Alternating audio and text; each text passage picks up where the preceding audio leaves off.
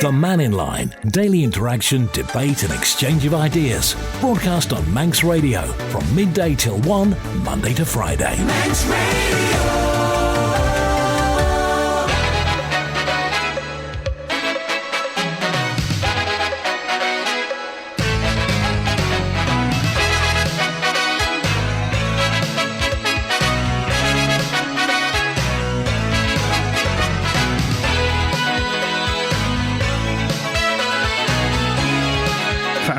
Good afternoon. Welcome to Mannin Line on Manx Radio. This gorgeous, gorgeous first day of June, Thursday lunchtime. Well, the fun fair is here for TT. There was some uncertainty whether it will be operating, but it's here. The organisers say they found it disappointing. It's fair to say that the powers that be didn't want the fun fair here. But it's here, and we wish them well.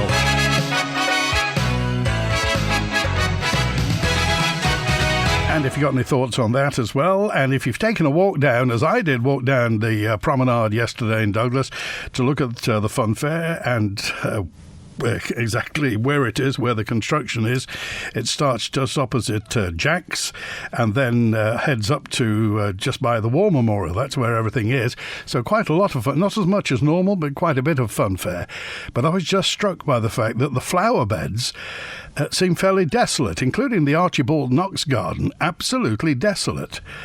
Now, I don't know whether something's been pulled out of the hat at the last minute, but we do have a lot of visitors on the Isle of Man, and it looks like somebody's trampled on the flower beds. That and the fact that, and I had some messages in yesterday about the untidiness and the dirtiness, the state of Strand Street. And I apologise if you're eating. A lot of people have lunch listening to Mannin Line, but there was a note in from Sharon who just said, I couldn't believe taking some guests up and down Strand Street the other day. It's filthy, particularly around the licensed premises and some of the food outlets. There's dried vomit. No other way to say it. There's dried vomit on the pavement. Doesn't look like the pavements have been swept, certainly not cleaned or mopped, but there are dog ends, cigarette ends everywhere. Lots of the lampposts have obviously got the remnants of dog urine on them. And Sharon just said, is anybody cleaning the most popular street on the Isle of Man during TT? Because it doesn't look like it. That, coupled with the fact that the flower beds on the promenade are at best unkempt, you just wonder whose idea was all this? Yeah, hi. Basically, I'm listening to Gary Cobb about the airport, and I just realized that under general aviation, this time of year, we see lots of little airplanes coming in, for the TT. But I believe this year, they're denying all these little airplanes access to the airport. Could you make a comment on it, please? Thank you. Bye now. Okay, we didn't get to that, unfortunately. There were lots of messages that we didn't get to. But apparently, general aviation, I think private planes are allowed, but you have to be allocated a slot. People can't just turn up. I think that was one of the issues. If you're involved with the TT and if you're involved in general aviation, do you know what the official word on that is? How private planes get to the Isle of Man during TT. Used to be very, very busy with private. Now, whether or not there's a safety issue, whether or not it's an organisational issue, but if you know, then please tell us. Text, email, call and WhatsApp. Can we invite the government to comment on the old civil defence site and the proposed future uses, because it got dropped fairly quickly? Well, we'll try and get that to the government. It was something we were talking yesterday about dilapidated properties. Africa House came up. Which, of course, has just been left now, just fenced off and left.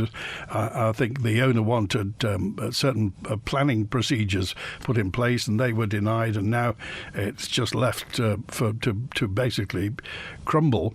Next door, that old civil defence site, the old Home Affairs building, which has now been dropped, it was I think it was going to be apartments, but we haven't heard much. And you would think that with those two properties side by side, it might be the thing to do the best up. Regarding rates on empty buildings, Mr. Morehouse is trying to get things started, says Sarah, and the thought of a government-private collaboration is laughable, says Sarah. Lots of houses are left empty because of a family dispute over a will. All houses will sell at a price. There is a lot about that, isn't there, where a deceased estate can suddenly become all sorts of problems when brothers and sisters fall out over mum and dad's house, and certainly when they're left in the UK, they don't actually want to come to the Isle of Man. Apparently, potholes are good for traffic. Well, they're good to slow traffic down. So is this the policy on the Isle of Man? Keep the potholes there and slow the property. 6,000 empty properties could be occupied by 12,000 people, thus expanding the population, which is a government intention. So are they going to be using these empty houses for that in the future? Now, I have a message for you if you have been travelling, certainly on Monday, around Groudle Road in Onchan. Oh, hiya. I wonder if you could broadcast over the radio about, I found some money, and I found it on the Groudle Road in Onchan a couple of days ago. Anyway, I found some. I don't want to tell you how much it is, but if someone contacts me, and if they tell me how much it is and all the rest, they can have it. But it's quite a bit of money. So if you could do that, thank you very much. Thank you. Okay. Did you lose some money on the Groudle Road in Onchan on Monday of this week? That gentleman has that amount of money. Obviously, if you can identify the exact amount of money and you obviously identify the nature of that money, then by all means do get in touch. If you want to call the gentleman, he's allowed me to give you the telephone number. It's 432-681. 432-681 if you recognise what you've just heard. And it was... Oh, hiya. I wonder if you could broadcast over the radio about, I found some money, and I found it on the Groudle Road in Onchan a couple of days ago. Anyway, I found some. I don't want to tell you how much it is, but if someone contacts me, and if they tell me how much it is and all the rest, they can have it. But it's quite a bit of money. So if you could do that, thank you very much. Thank you. Okay, it's 432-681. 432-681. Howard's first with us today. Hi, Howard. Hello, Andy. Your reference to what that lady was saying about the state of Strand Street, well, there's something I mentioned last year. And several of the fast food places, particularly over in Castle Street, there were huge areas of the new, in fact, they'd only just not long gone down, the new stone, and that was all covered in grease and muck. And then there was a trail of oil went through Strand Street and went up through towards what was the old ShopRite alongside the Strand Shopping Centre. Yeah. But I have seen well, I'm assuming it's the councillors, but they were down with these machines and they were removing what we find as chewing gum. But I agree with her wholeheartedly that the place, that is the show place of Douglas, and that's where it should be kept spotless. The man goes through with the machine picking up the litter, but that is not cleaning the surface, and where the food and the pubs and the various things, they're just scattered all over the place. Am I imagining this, Howard? Or what, did they used to go down with a water scrubber, or did they used to put water on Strand Street and scrub it at kind of 6 o'clock in the morning at any time? They have done, but again, these things, they become a novelty and then they're left. And, you know, they did have scrubbers going up and down there, but not nowadays. They seem to I think they've just passed it over to the DOI, put the pavement down, and they're probably arguing between themselves who should be looking after it, if the truth be known.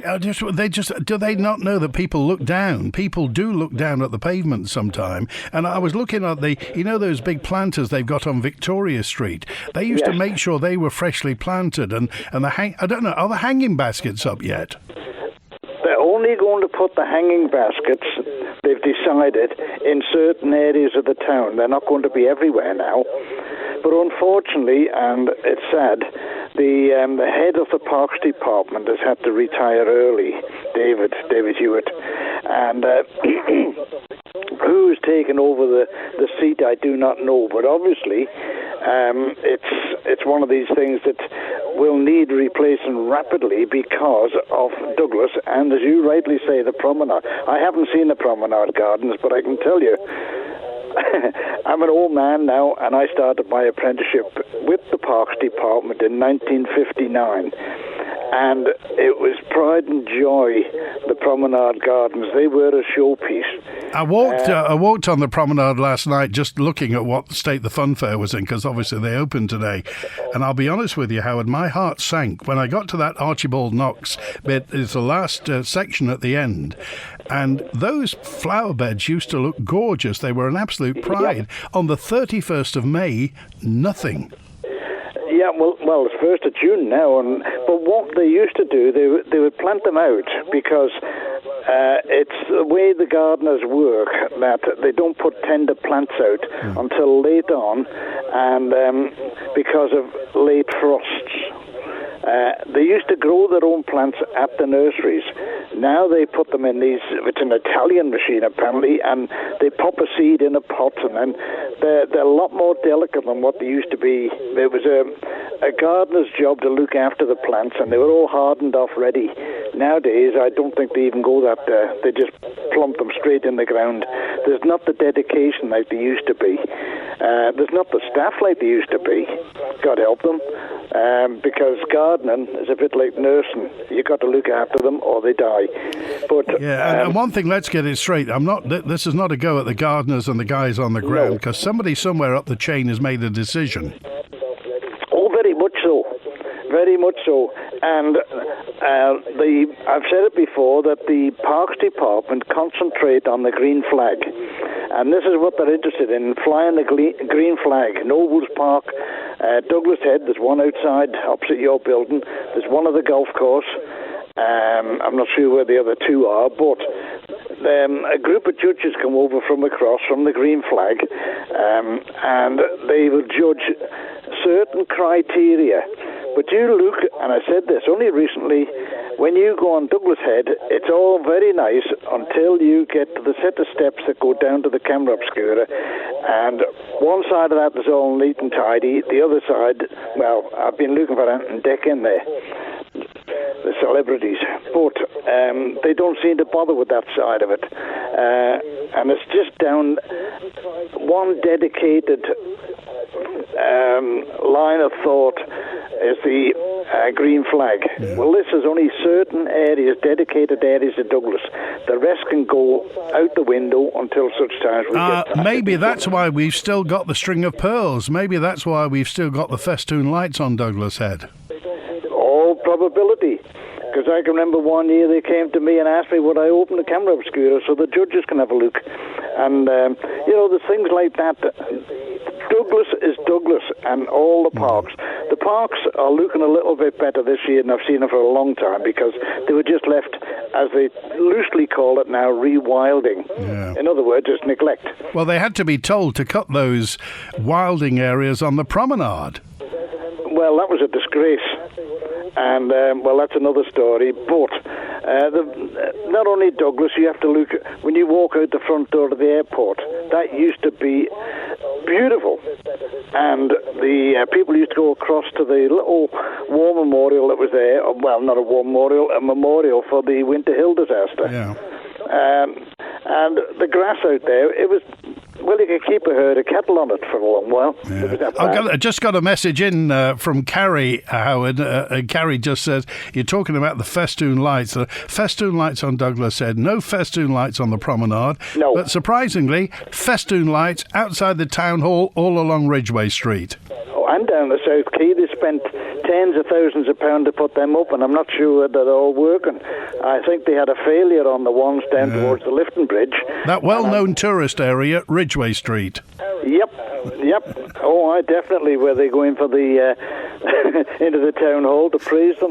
But no, I was at the Obscura on Monday, and a lady was up there. She said, we've just come in last night on the boat, and we were looking for the lights on the promenade, and we could see nothing.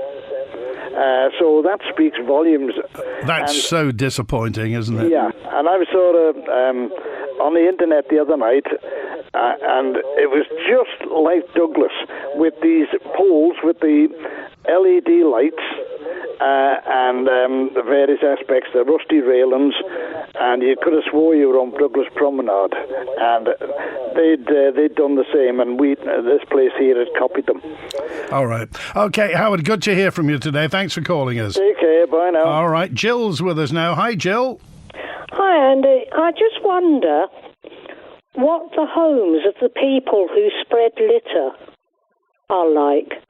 Because if they do the same things in their homes, they must be living in, well, I think the polite word for it is slums.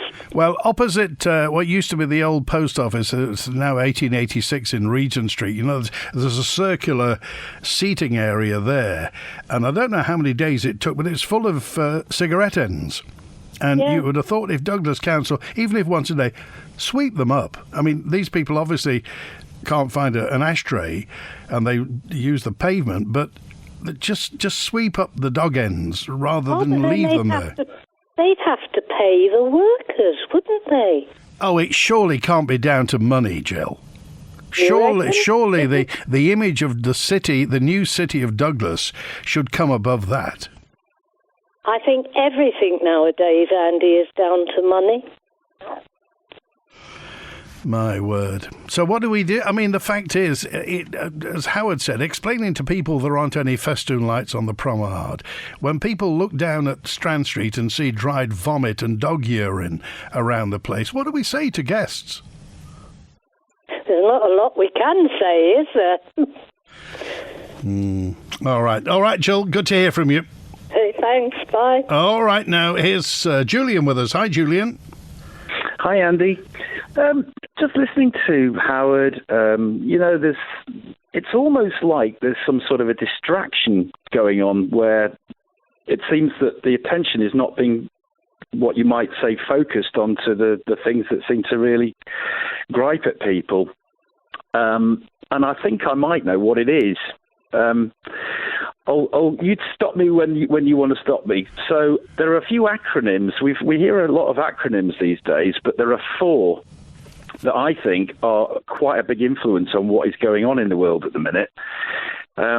You've got, the first one is ESG, and then you've got its 2 siblings, which are called CEI and DEI. And then finally, you've got GARM, GARM. I'm going to explain what they are. I'll go as quick as I can. Okay. ESG stands for Environmental, Social and Corporate Governance. And it seems to stand for ethical investing. Now, ESG can be also thought of as like a social credit scoring system for all manner of corporate and government sectors. It seems to oppose fossil fuels, but it also stresses racial and gender equity over merit in hiring and also board member selection. Now, that seems to be at odds with Martin Luther King's famous I Have a Dream speech, in which he said, people will not be judged by the colour of their skin, but by the content of their character. Now, this ESG point-scoring system for corporations, it seems to rely on some highly subjective and amorphous and vague terms like climate change and hate speech. So the metrics that they're going by are very hard to see where you're going to arrive in the future. But it's also creating what you might call an incentive structure for corporate businesses and governments. And sometimes it seems that it's against their fiduciary duties to shareholders, but also against people's best interests. So you might say another term that we hear at the moment is stakeholder theory. And that is all part of this and seems to assume that all businesses are inherently bad and they've got to conform with all these non-financial regulations like ESG. But it also seems after the 2008 banking crisis, there was a fast acceleration of ESG into the banks and financial institutions, and it seems that it was what you might say a good way to improve PR by looking virtuous with all these ESG-driven requirements like environment and social things. But you've also got a bonus because these large corporate entities, ESG needs a lot of paperwork, which might stifle competition from fledgling businesses that don't already have a big HR department to handle all this ESG regulatory paperwork. You can imagine the piles of it. So on to CEI, which is one of its arms, which stands for the Corporate Equality Index, and that is the actual social credit score for a government or a business, up to 100 points. And they've got 5 tick boxes that any of these banks or businesses need to conform with. The first one is workforce protection, which is only worth 5 points, interestingly. The second tick box is inclusive benefits, which is including healthcare for same-sex couples, which is worth 50 points. The third tick box is supporting inclusive culture, such as providing gender-neutral bathrooms and gender-neutral clothing. The fourth tick box is corporate responsibility, such as marketing to LGBTQ consumers, and that carries 20 points.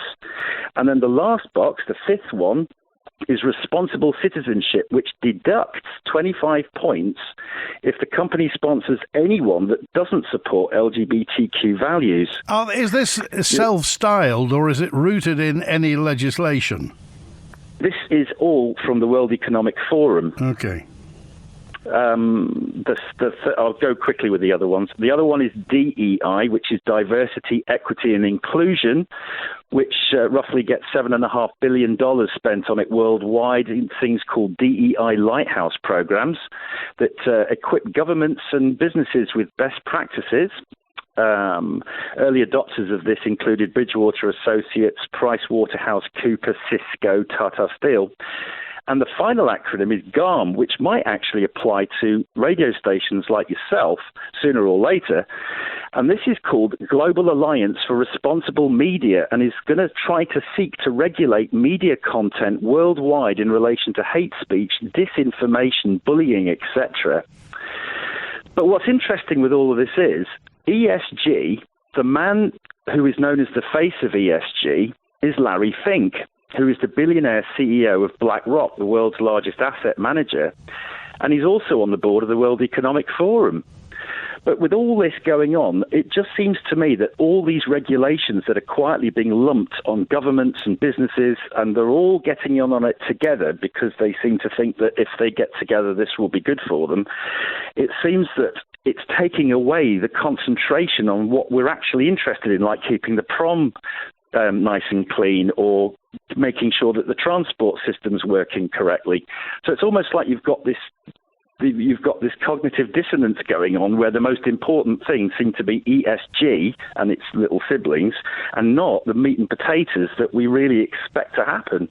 Interesting about the media thing, in that, responsible media and stopping hate speech and disinformation. The biggest transgressors of those are the people who aren't regulated, i.e. the social media companies, the ones that are on the web, because obviously bricks and mortar media organizations, I'm talking about all over the world, newspapers and magazines and radio stations, television companies that are rooted in legislation, governed by statute and have licenses, they're very easy to regulate. The regulations are fairly loose, to be quite honest, as far as free speech is concerned. The problem comes when you get onto the internet. So you can have the situation whereby Manx Radio, the other radio stations on the Isle of Man, are governed by regulations set down by CURA, the Communications and Utilities Regulatory Authority on the Isle of Man. I could set up, or anybody could set up, a little radio station on a laptop in Ramsey or in Foxdale or in Niarbol and spew out hate speech to the world, but it would come from a server in Macedonia or somewhere like that and couldn't be regulated. So when they talk about regulating media, the bricks and mortar stuff is absolutely fine. The problem is the internet. Yeah, and the one thing that allows the internet to do that is called Section 230, which was created early on when Twitter was just starting to give them a boost so that they could get going. Unfortunately, what it did was it opened the Pandora's box, which is where you have this problem with social media. But Section 230 was a government action to release them from the bonds that your good self and Manx Radio and the newspapers have to endure. Well, they open Pandora's box, and there's no way they're getting the genie back in the bottle. It just won't happen. Yeah. Okay. But all these connections between, the CEO of BlackRock, who's sort of instituting all these ESG measures, the fact that they are all coming from the World Economic Forum that he sits on the board of. But I mean, things like you were talking about equity, diversity, inclusion. Now, everybody's for equity, diversity, and inclusion. It's like saying, I want world peace. Everybody wants that. You shouldn't really have to state it. That's right, but the thing is, diversity is starting to look like uniformity of thought, and you have to stick with ESG, otherwise you'll be punished if you don't. You see, that's the difference between equality and uniformity, as you say.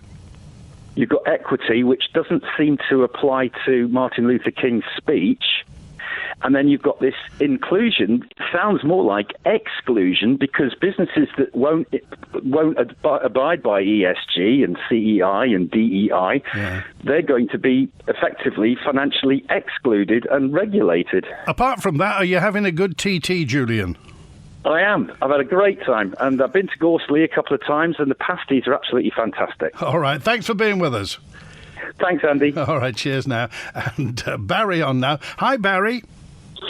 Good afternoon, Andy. I was going to try to have a little discussion the other day when I rang in, but there was a shortage of time regarding the situation about taxis at the airport. Yeah, can you state that in words of one syllable? What is the problem? Impossible to you can't possibly summarise what's happened since 2001 in a few words or a few syllables. It's impossible. What I will try to do is try to break it down. It's probably going to take about 5 minutes, but there's basically kind of like a spider web of issues now, and I think finally, and like the taxi trade said, eventually everything was going to come to a crunch and to a real bite. And it's not like the government weren't warned; they have been warned. And what do I mean by that? So the 2001 Act has been in place, obviously, for about 22, 23 years now. Over them 21 years, there has been several meetings with politicians, both from myself and other representatives from the taxi trade. I like to think of myself as a responsible taxi operator. I have a very good record, I think, with the RTLC. I don't take liberties, and I don't take the mick with what I regard to be a very outdated and very unsuitable piece of a very unsuitable act, which is the 2001 Act. Full disclosure here, you've been a taxi driver for how long, Barry? I've been a taxi owner for about 22 years now. Okay. And I know the job inside out, and I don't just go out there to do the job. I also go out there to understand about how the job works in order to provide the very best service that I possibly can. But you will know, because I'm aware that you've been doing the Mannin Line for 20 odd years as well, that you're going to be aware that over the years there has been several different protests by the taxi trade, both day and night, over the years to address concerns about the 2001 Act and what we deemed at the time and what we still deem to be the unsuitability, if you like, of parts of the Act. And I can also basically say to you that around about 5 years ago, I think it was about 5 years ago, certainly pre-COVID, there was 5 representatives, I was one of them, was invited in front of the Environment and Infrastructure Policy Committee to discuss the 2001 Act and how the RTLC sat and its position within the 2001 Act. It's basically for the Environment and Infrastructure Policy Review Committee to get a better understanding of the transport industry at that time. That report was never finalised because, as I understand it, the RTLC never found the time, bearing in mind it was them that were the subject matter, they never found the time to go in front of the committee. So 5 years later, we're still waiting to find out what the Environment and Infrastructure Policy Review Committee are going to do about that. And I have chased them, the Environment and Infrastructure Policy Committee since. I've been told it's ongoing, but 5 years is a lot of ongoing. In the last 2 or 3 years, there has been an inquiry by the OFT into a possible situation of unfair trading between Bosvannon and the taxi trade. Bosvannon being public sector, subvented to the tune of several millions of pounds every year, and people like me who go out there trying to make a profit. It was very clear from reading that report, because that report was never finalised either. It's ongoing, that Bosvannon itself never properly communicated with the OFT, so therefore it was never finalised. That report was never finalised. There has been, over the 21-22 years, a complete lack of political action to address the fears and concerns of responsible taxi operators, because what responsible taxi operators have always said is that we could basically run a herd of wild horses through that act. And that act is there to be... It's there for basically for people to make big profit out of it if they so wish to do, but for basically honest people like me, we lose out. So we do the job the way we're supposed to do the job. We lose out, and over time, people with less scruples than I have gone out there, in my opinion, and I really am putting my neck on the line here by saying this, because people are not going to like what I say, both in the trade and out of the trade. But people have done different things since 2001 that, in my opinion, the Act was never supposed to allow them to have done. Okay, that's the first thing I'll say to you. And those people know what they are, but because of the lack of political action, there's been a freedom for people to do that. Okay, you've also got, within that Act, you've got a conflict of interest between the DOI and DEFRA. DOI is Bosvannon. They operate public transport, and they also operate heavy goods vehicles, which come under the same Act. And DEFRA themselves is one of the biggest operators of heavy goods vehicles on the island. So basically, they're not going to want to get involved in an Act which suits probably their objections to what they want to do in life as well. Following on from that, you've had COVID lockouts at the airport. So in 2020 onwards, the taxi operators down there were basically told that they couldn't work because there was no flights coming in. And many of them guys, girls, have had to go off and do various different things because they cannot simply live on a couple of £100 a week and everything else. I mean, that's had a huge effect. I can only assume that many taxi operators have actually gone off now and done different things. And because of the lack of political action and because of the lack of cooperation with the RTLC and basically nothing ever getting done, you now have a situation where over the last 3 or 4 years, there's almost like a race for certain taxi operators to get as many districts as they can on one license. Now, what do I mean by that? Because I know all this is complicated, but this is where we are if you really want an answer about what's going on. Maloo districts are being added to Douglas districts. South districts are being added to Douglas districts. I mean, you can spin this around any way you like, but basically districts are being added to existing licenses. So if, for instance, one taxi operator decided he wanted to get 3 districts on the back off his plate, what he's basically doing, or what she would essentially be doing, is taking 3 licenses and putting them 3 licenses onto one license. But you and I and everybody else knows that taxi can only be in one place at any one time. Yeah. And then we cannot go without completely finishing this off that, you know, the trade has taken the mick to some extent. The government hasn't got involved. The Road Transport Licensing Committee over the years have never really dealt with anyone in a fair manner.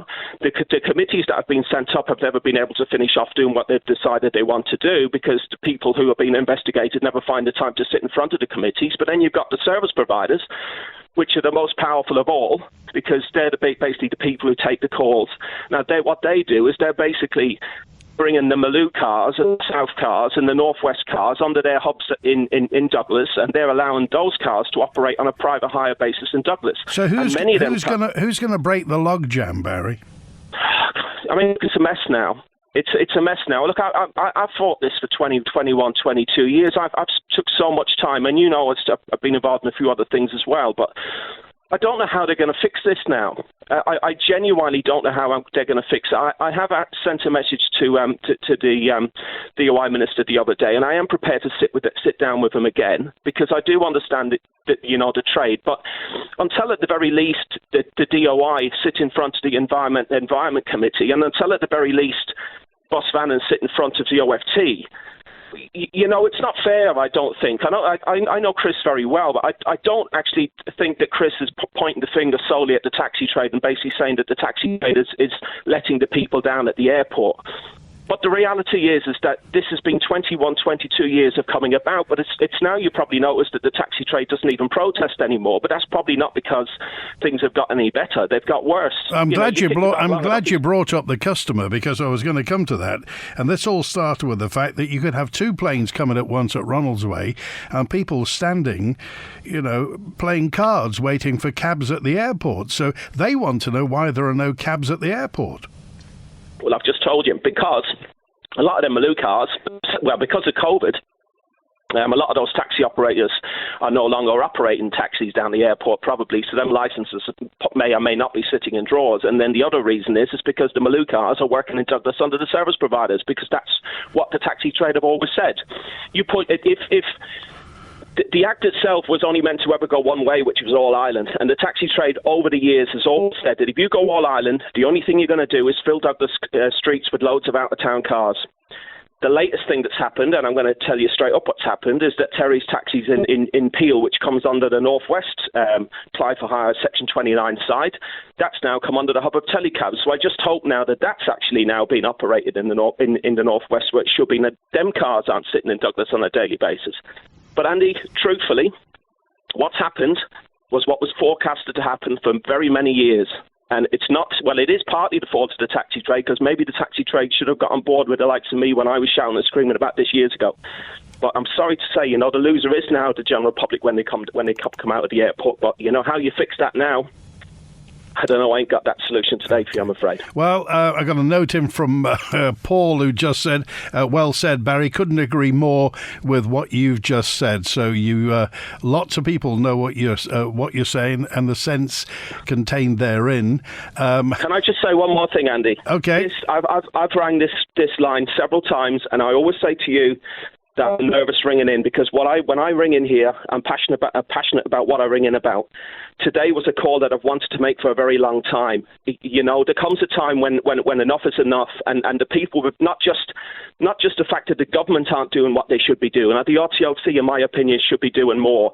You cannot look at the problems of the taxi trade without focusing on what Bus Vannin are doing and conflicts of interest, but also this is a cry to the taxi trade itself, that the taxi trade, when people went down and applied for their licenses many, many years ago, they swore on oath or on the Bible that they were going to do that job in a certain way, that they were going to provide a service in certain districts, etc., etc. And I can honestly say to you, Andy, over the years, that some of these people, 2 or 3 weeks after sitting in that office, went and done completely the opposite. And I have never wanted to go online anywhere and vent my anger about what has happened, and also with the people I work with. But there comes a time, people like me are trying to make a living out of this job. I've got a wife and 2 kids, and I feed them and I support them from that job. And believe you me, it's a shambles. Okay. And that's where I am with it. All right, Barry. Okay? Well, I appreciate it. We appreciate you coming on and appreciate your honesty as well, Barry. Thank you so much, Andy. Thank you. Good to hear from you. Thanks for that. If you've got any thoughts on this, then by all means, text, email, call and WhatsApp. And it's funny, the other day when Gary Cobb, the airport director, was in, Gary Cobb is the sort of guy, he got the neck in it, and he said, people who are moaning about taxes, it's obviously nothing to do with him. And behind the issue of there being sometimes there are taxes at the airport, but other times there aren't taxes at the airport. And you would think that's one thing that an airport should be able to rely on. At the moment, as you heard from Barry, it's in the middle of a complicated story, and the airport gets it in the neck because there are no taxes. Just listen to your comments regarding Douglas, says Texter 232. After walking into town via the prom on Tuesday, I felt compelled to send Douglas Borough Council an email. I commented that the Queen's prom grass wasn't cut, the wildflower sections are weeds, and arriving in Castle Street, I felt ashamed. The place is as filthy as everybody says it is. Shops that are open 22 months look decayed. We've got 30,000 people coming in and 2 cruise ships, well more, another one today. when's anything getting done? I received a reply in 24 hours from Mr. Rycroft. The council said the wildflowers were admired by many last year. The grass will be cut in turn. They've got a problem with the lights after being struck by lightning, and the chap who does tend to check the buildings and streets has been off. It's good to talk. It's how we get things done. So when you apply for a personal loan from Black Horse, you'll get support from one of our relationship managers who's there to talk you through your application. You could borrow up to £50,000 with up to 7 years to pay it back, and you could receive your money within 24 hours of approval. Ready to talk? Go to blackhorseoffshore.co.uk to request a call back today. Finance subject to status. Applicants must be 18 or over. Spectrum Windows. If your house needs a new look and your windows let in rain, keep those cold breezes out and make it look like new again. Spectrum Windows, Spectrum Windows. Quality through and through. Great work guaranteed to you. Spectrum Windows, Spectrum Windows. Spectrum Windows. You'll find Subway cafes in ShopRite, Port Erin and Peel, offering the very best of Subway. Delicious 6-inch and foot-long subs, breakfast meal deals, signature wraps and salads, as well as gourmet coffee, tea and treats. How about a free drink with any foot-long sub, complete with a smiling welcome and speedy service? Grab and go or chill out in a relaxed cafe environment. The choice is yours. Head to Subway and ShopRite, Peel and Port Erin. Tune your car to Manx Radio on DAB. Who's the king?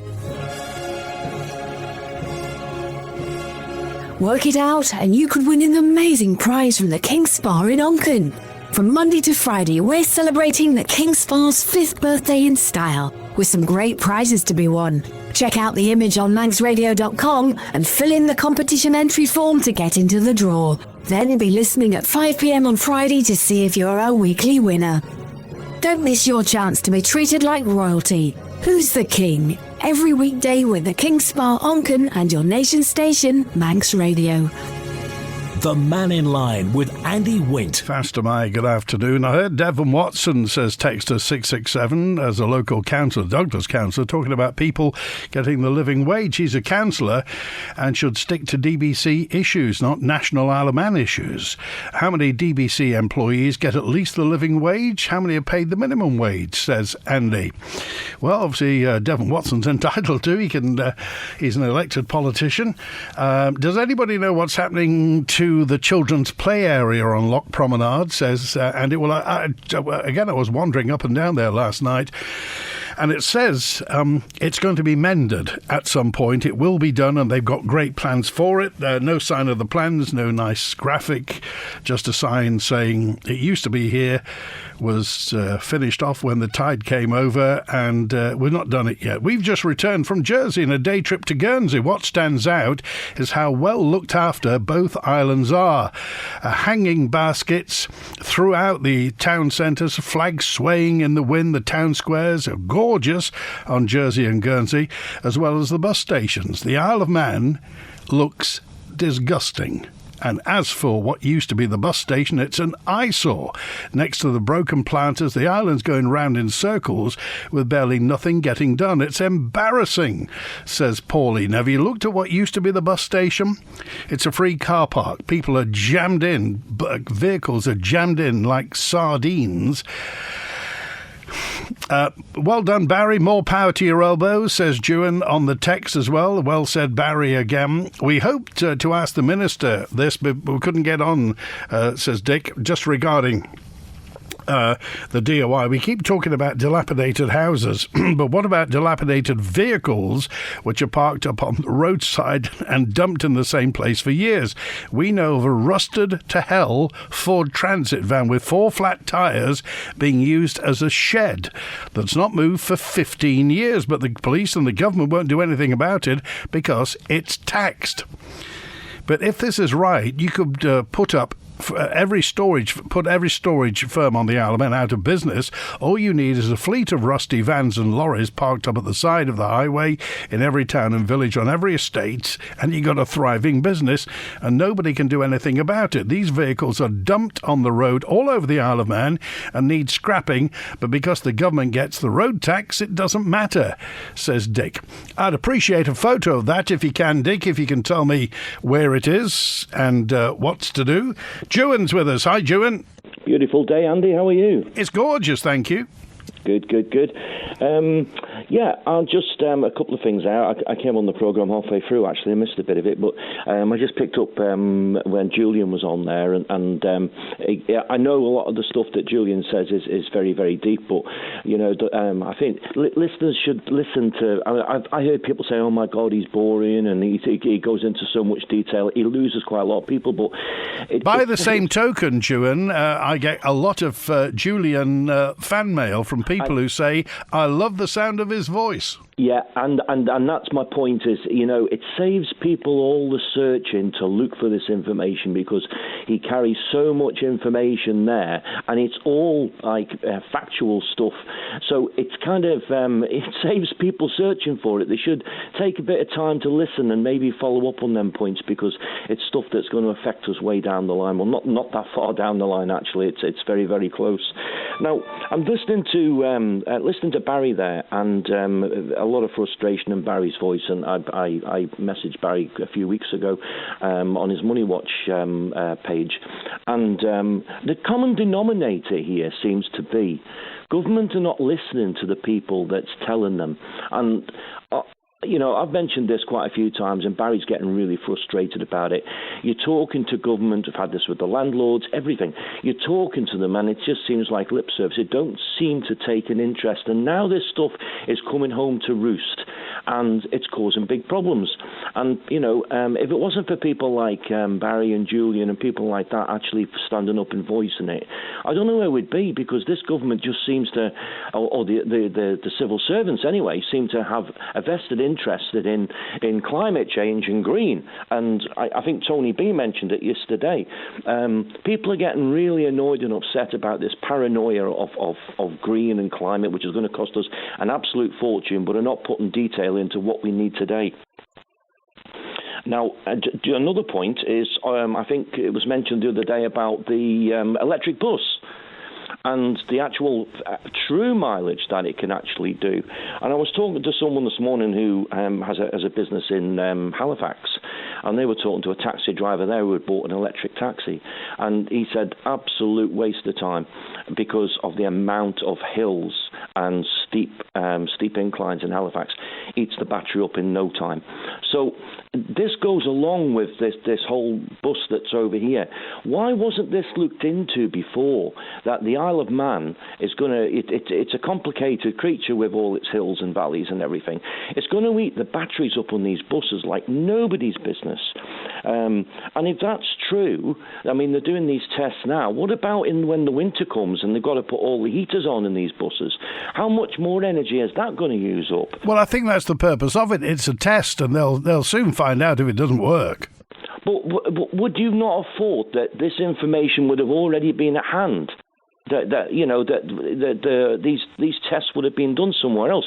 Who's paying for this bus to be over here, and the costs and everything? I probably have to do an FOI on that to find out.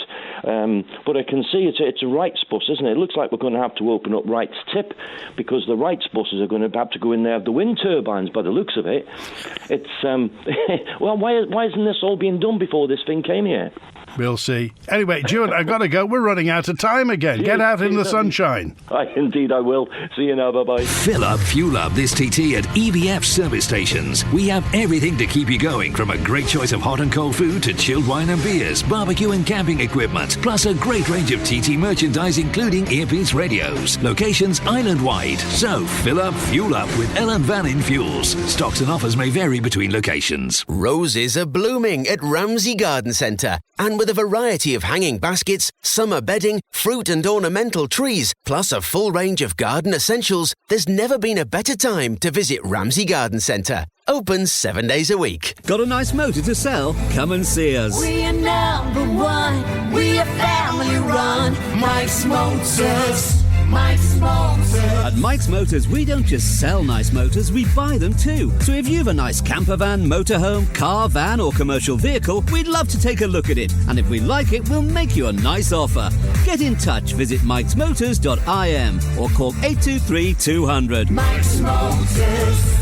That's 823 200. Mannin Line. And a message in from Will, who just says, Andy, I've been in the taxi trade for 65 years. I totally agree with what Barry said. Taxis should be made to give the service to the area they're plated for, but there's no policing nowadays, says Will. And the trouble is, says Texter 692, that horticulture is not taught as a separate subject anymore. St Ninians used to have Brunswick Road gardens, but not anymore. So horticulture is no doubt no longer taught. And young people aren't interested in anything like this. All they want to do is get into an office and make lots of money. That's why there's a skill shortage. Sometimes they bed out the plants after TT so they don't get trampled, says Will. Oh, hiya. I wonder if you could broadcast over the radio about, I found some money and I found it on the Groudle Road in Onchan a couple of days ago. Anyway, I found some. I don't want to tell you how much it is, but if someone contacts me and if they tell me how much it is and all the rest, they can have it. But it's quite a bit of money. So if you could do that, thank you very much. Thank you. Liz says, Andy, don't blame the dogs. Sometimes those stains are 3 feet up in a corner. Good point, well made. Thanks for that. John said, Andy, none of the high-ups at Douglas Borough Council actually live in Douglas, and none of them listen to Manx Radio. Hence the believe you me, they do. Hence the state of Douglas. I'll put it this way, their PR representatives do. You know, they don't do their own PR. Contracted out. Anyway, as always, the door is open if anybody from Douglas Borough Council would like to come on Mannin Line to chat about the state of Douglas without the festoon lights, with the stains, then by all means get in touch. That's it. Thanks to Ben on the phones today. Back with another open line. High noon tomorrow. WINT.